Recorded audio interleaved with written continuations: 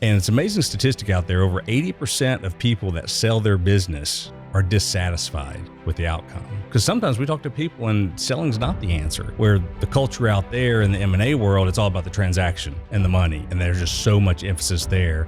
We really just want to come in and be a disruptor and just kind of flip that on its head, where 80% of the people are happy and are satisfied with how that transition went. Hey everyone, it's Tamara Thompson with Broadcast Your Authority, and I'm super excited for my next guest. I'm going to thank the panelist and co-host for joining me for this episode. Thanks for being here, gentlemen. And then, so we have Jason Trent. He is a business consultant with the focus of M&A, and he's an incredible leader. And I'm just super grateful to have you here today. Thanks for joining us, Jason. I'm stoked to be here. Thanks. Can you share a little bit about your backstory and like why you're getting more into like the business consultant space, like what you're passionate about, and just sure. Run us through that. I'm glad you clarified that. You said backstory. I was about to start when I was 2 years old. It all happened. No, won't go back that You're like, far. I sold but no, just kidding. Yeah, exactly. No, but basically, for the last 20 plus years, I've been running my own business, being in insurance, and that's kind of the industry I was in. But I was always passionate about building teams together and creating synergies. And so, over about a 17-year period, I bought 20 different businesses and pulled them all together, just trying to build a better insurance agency. And it was always fun just watching teams come together, creating synergies, and just putting people in the right seat, like trying to really just kind of find out where they need to go. So that always brought a lot of fulfillment to me. And so, doing that just always kept me going. And until I guess about 4 years ago, I actually sold my business and had someone buy me. And even in that step, it was exciting, because I wasn't selling to, go retire or anything. I was selling because I kept wanting to see our mission, our vision go the next step. And partnering with a national company like High Street, they're phenomenal. It just did that. And so in all that, I started looking a lot more into mergers and acquisitions. I started hearing these stories and seeing even friends and colleagues go down the road of selling their business.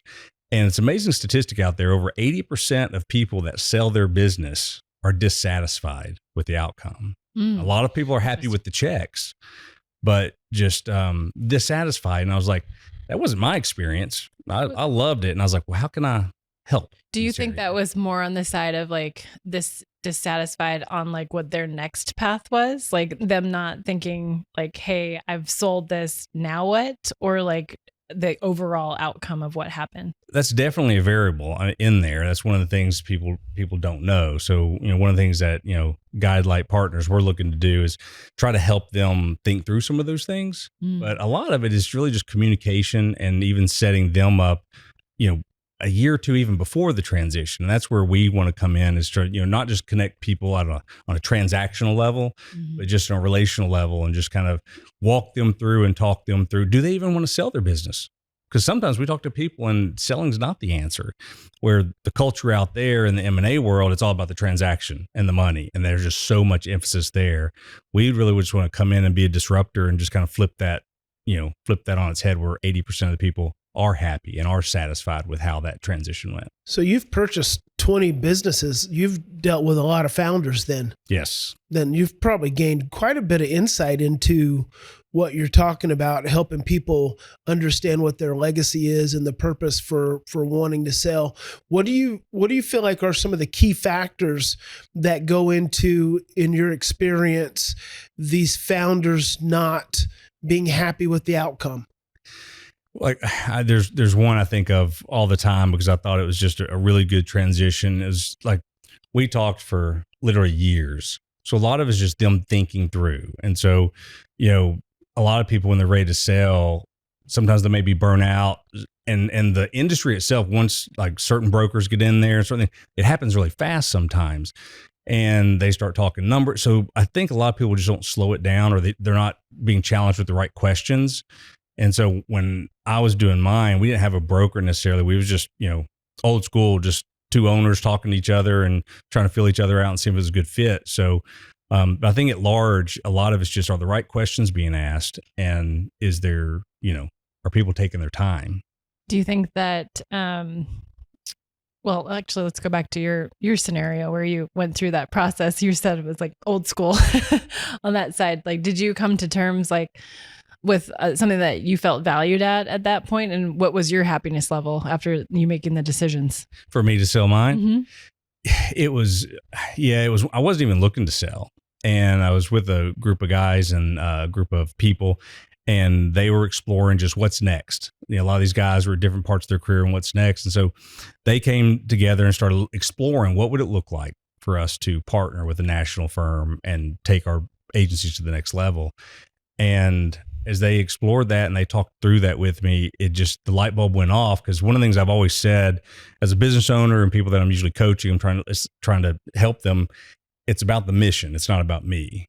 Mm-hmm. And I've always said, if it's really about the mission, if it's really about what we're doing out here in the community, I'm expendable.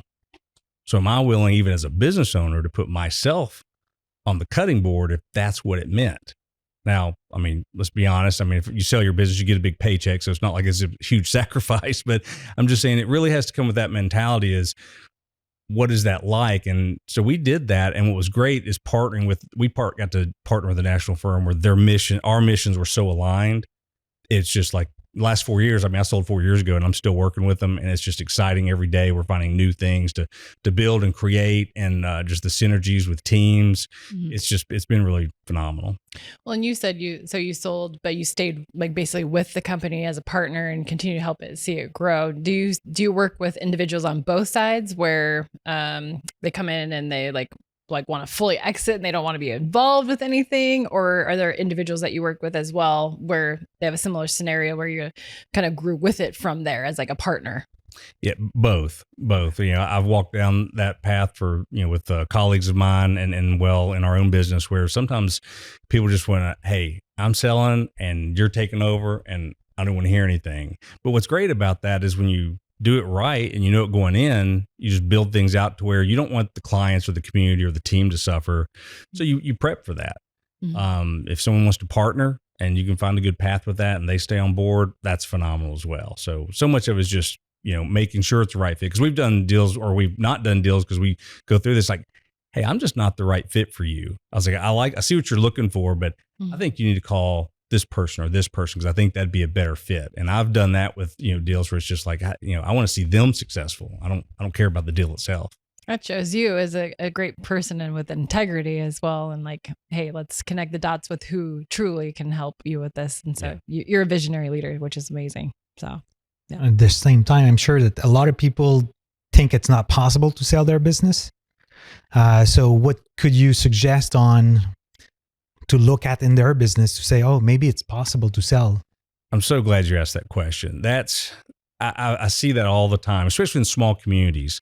I've seen some of these small businesses just think, I'm actually kind of shocked, to be honest with you, on some of them, they just hang things up and they just go away. And like, I remember we had this great burger dive in town that everybody loved going to Daggy's. And I was going to Daggy's. And one day they just closed up and we were like, I would have loved to have had that conversation with that person 6 months prior and saying, let me talk with you. I mean, there's a way you can keep this legacy going on in the community because we loved going there. And then you can make some money out of it. And I even had a conversation with the contractor. We were on a fishing trip and he was just talking about maybe, this or that. And I was like, you could actually transition this with the right partnership. And he was like, oh, really? So that's a great question. And I hope a lot of business owners out there realize there's always a path for that transition. So they may be not knowing the right person. Right. They need to ask questions. Yeah. See possible. And how do we deal with this fear of legacy? So if I'm a business owner who's wanting to sell, who needs to sell, who's at this age where selling is the best purpose, but still not letting go of this control, that what if somebody who comes in starts to tweak things and affect my clients in a certain way, which I would have done separately. So how do you change such a business owner's psyche so that they can learn to let go? That's another great factor there. That's huge. I mean, almost everyone I've ever talked to, that's one of the first things they bring up, and everybody wants to keep it very quiet. And that's understandable because, you don't want to disrupt team or community if you're a small community business, or there's a lot of wisdom in being cautious being private, having certain things signed up front, to where things don't get leaked.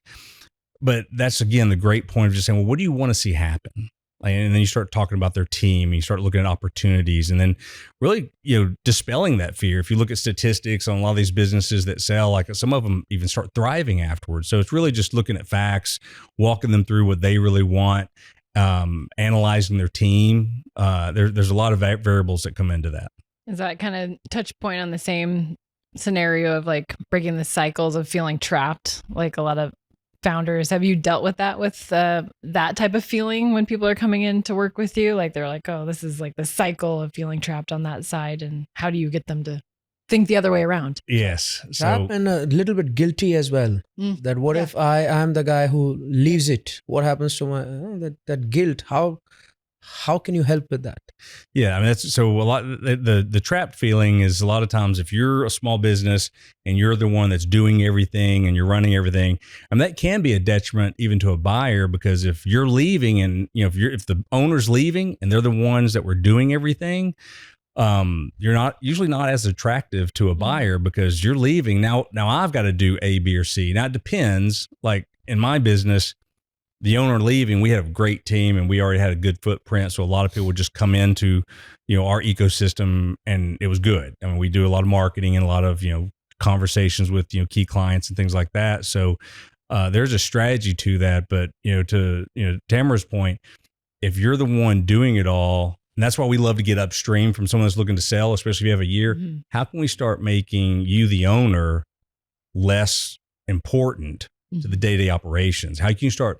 What I love is seeing other leaders rise up in these organizations. Having, again, done this 20 times with these organizations, is seeing people, the stories I have are just countless, where you see people that were typically just someone here, a low-level, type of entry, person, rise up to be a phenomenal sales rep or a great customer advisor. Just all these, when you just start elevating people and giving them opportunity.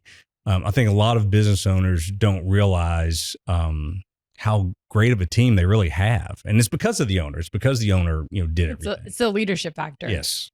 So as a leader or founder, like you lead other team members, that they become leaders. That's what we always share in our culture. With like, we're building leaders within. So we have leaders in every department, and everyone goes to that main leader. Like they're not coming to myself or Danielle all the time. Like they know who to go to because we're leading them to help lead others. And so when you find those people that are passionate about it, but that they also are highly skilled in those departments, like those are your keepers, because you are truly building a team managed company.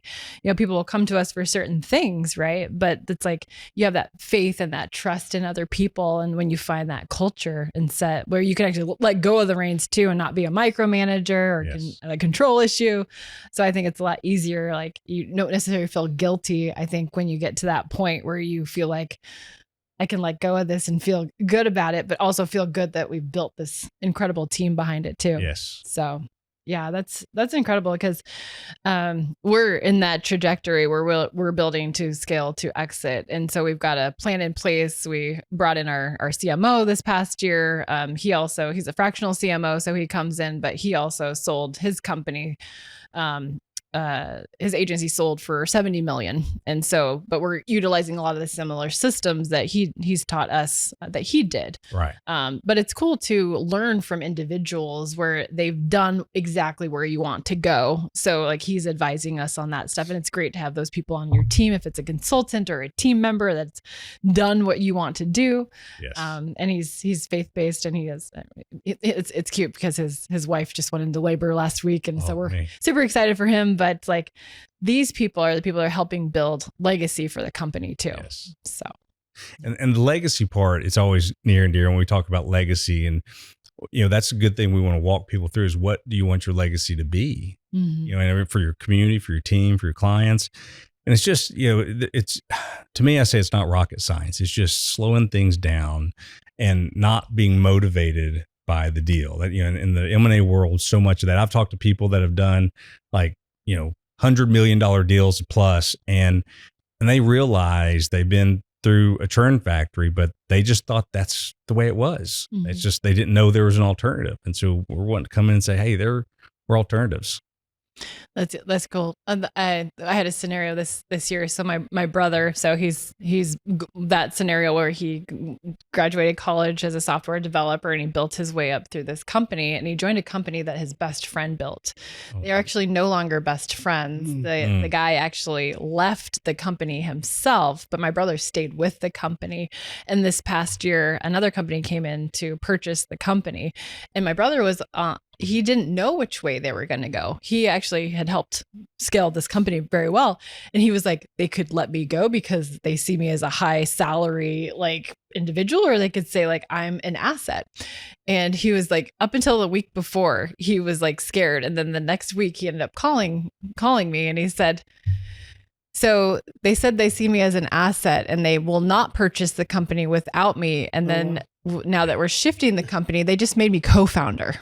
Which is an incredible experience for him, like seeing somebody that built from the ground up, but not necessarily the original founder. Yeah. But he's here to build a bigger vision, and so I'm super excited for them. I'm so glad. I want to speak something. I'm so glad you shared that, because I guess if for our audience, I want to say this too. If you're part of a team, an organization that's getting ready to sell, the fear factor always comes in. That's what I was going to think. I'm just always wanting to be an encourager because, number one, we're talking about faith-based. I mean, I'm a Christ follower, and I just God and our faith, and a lot of people feel like their faith is foundational into who they are, who they're being, who they are. And it's like, if you really want to anchor into that, like, what do we have to fear? And just even to be honest with you, the reality is, most people that acquire, they want to find those key people. They want to develop that. And I heard this story. There's a local auto shop in town that was just got sold. And they're just really, that old school shop, that old school tire shop. And they just did things so old school. And this one single mom that we've just really been investing in, and just encouraging her, her and her family been through a lot, and she's getting back on her feet. And she's like, they've been sold. Well, they need me. And I told her, I said, you go in there and you do what you do, and you're going to be an asset to them. I just already know. I know the quality. And sure enough, she told me, we talked last week, and she said, Jason, they didn't call founder, but they want me to be a key person. And I think they're going to give me a raise. And you saw the light go up. And as someone that's bought a lot of companies, that's what we look for. We look for people that are team players, that are passionate, energy and passion, and most businesses have that. It's rare that you're going to find a business wanting to sell and they're just a bunch of deadbeats. You don't find that. Yeah, typically. No. I don't know about you guys, but I'm sure you guys probably found like key players that have been with you over the years, just because like you have that side person. We've got team members that have been with us 5 to 7 years now, and they are our leaders, and they are our biggest fans too. So fantastic. Yeah. Do you guys have any last questions or thoughts? So I think you wrote a book. No, I didn't write a book, but I think I'm going to. Reference a book. What's that? You reference a book. When are you going to write yours? Oh, I was going to say, when's your book coming out? What's so funny is this whole podcasting thing. For audience and people who don't know, I'm just now getting into podcasting. I never thought I would get into podcasting, but I really felt you're doing great at it. Well, I feel like the Lord was calling me to it, but prior to that, He was calling me to write a book. And I put that down, and that's what kind of started this journey, to be honest with you. So I think your little slip there is kind of a little nudge to the book is next. The book is next. Yeah. Well, I love it. And so you have a podcast too, the Guidelight. The Guidelight podcast, yes. For those that are actually watching this show, can you share a little bit more about your podcast, but also where people can connect with you too, social media, all that fun stuff? Yes, sure. Well, because a lot of this is new, like I said, was it Guidelightpodcast.com is where you can find most of our connection points. My email, I am still a little old school. Jason@guidelight.com is still an email you can reach me at, but definitely more to come. So if any of this interested you and there's value, check us out, and we'd be glad to help. Well, I appreciate you joining us today, Jason. Thanks for traveling out. Really appreciate it. Glad to. And those that are watching, be sure to subscribe to Broadcast Your Authority on YouTube. Follow us over on Apple or Spotify. Leave us a review, and we'll see you in the next episode.